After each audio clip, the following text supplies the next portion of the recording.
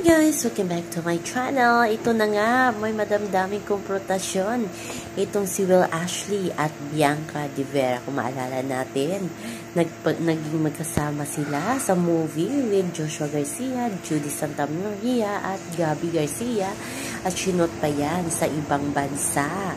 Ito na nga ang mga haka-haka. Nagsiselos na nga ba si Will sa closeness ni Dustin at Bianca kasi more na tinutukso talaga ng mga housemate itong si Dustin kay Bianca De Vera.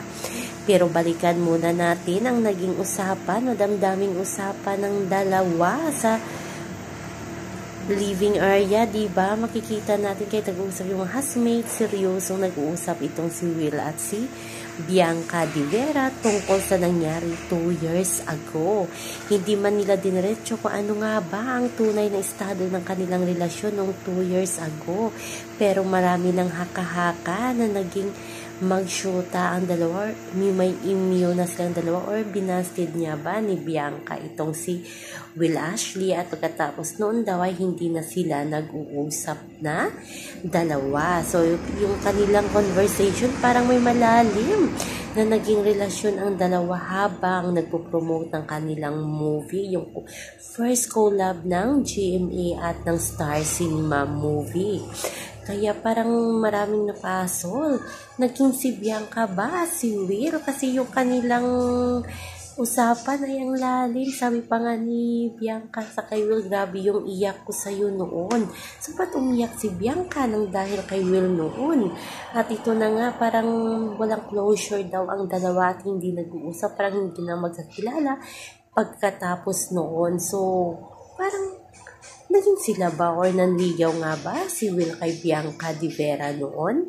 Kaya yun ang pasog na, so abangan natin yan. Baka i-reveal yan ni Kuya sa PBB. Parang may second chance ba ang Will ka sa loob ng bahay ni Kuya? Kasi alam naman natin na si Will ay hindi ma-open na tao.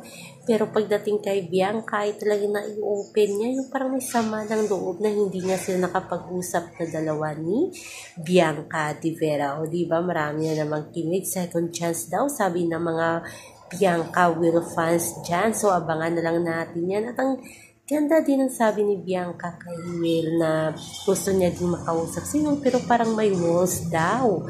Ayaw daw ibaba ni Bianca yung walls kay Will. Pero ngayon nga ay parang destiny talaga na pumasok silang dalawa sa PBB at napag-usapan kung anong pass ang meron silang dalawa, diba? Kayo nga ay na-curious. Ako din na-curious. Ano bang meron kay Will at Bianca 2 years ago? Kaya abangan natin yan, guys. So, yun lang po guys ang ating update. Sa ngayon hanggang sa muli. Bye-bye. Also remember, wag po tayong magpaka-stress. Please like, share, subscribe my channel para